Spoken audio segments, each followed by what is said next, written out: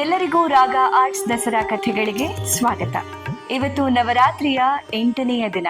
8ನೆಯ ದಿನ ಮಹಾಗೌರಿಯನ್ನ ಪೂಜೆ ಮಾಡುವಂತಹ ದಿನ.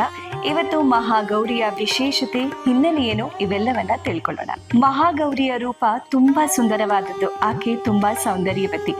ನಾರದರ ಸಲಹೆಯಂತೆ ಶಿವನನ್ನ ಒಲಿಸ್ಕೊಳ್ಳೋದಿಕ್ಕೋಸ್ಕರ ಘೋರವಾದ ತಪಸ್ಸನ್ನ ಮಾಡ್ತಾಳೆ.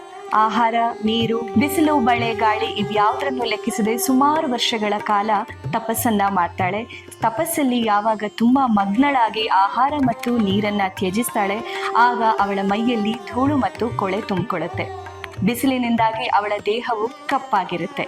ಸಾವಿರಾರು ವರ್ಷಗಳ ತಪಸ್ಸಿನ ನಂತರ ಶಿವನು ಇವಳ ತಪಸ್ಸಿಗೆ ಮೆಚ್ಚಿ ಇವಳೇ ಸತೀದೇವಿ ಅಂತ ಕಣ್ಕೋತಾನೆ.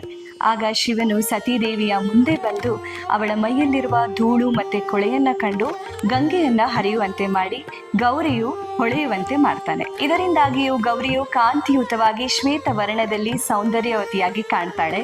ಇವಳೇ ಮಹಾಗೌರಿ. ಇನ್ನು ಪಾರ್ವತೀದೇವಿಯ 9ನೆಯ ರೂಪ ಸಿದ್ಧಿದಾತ್ರಿ. ಸಿದ್ಧಿದಾತ್ರಿಯ ಹಿನ್ನೆಲೆ, ವಿಶೇಷತೆಯನ್ನ ರಾಗ ಆರ್ಟ್ಸ್ ದಸರಾ ಕಥೆಗಳಲ್ಲಿ ನೋಡೋಣ.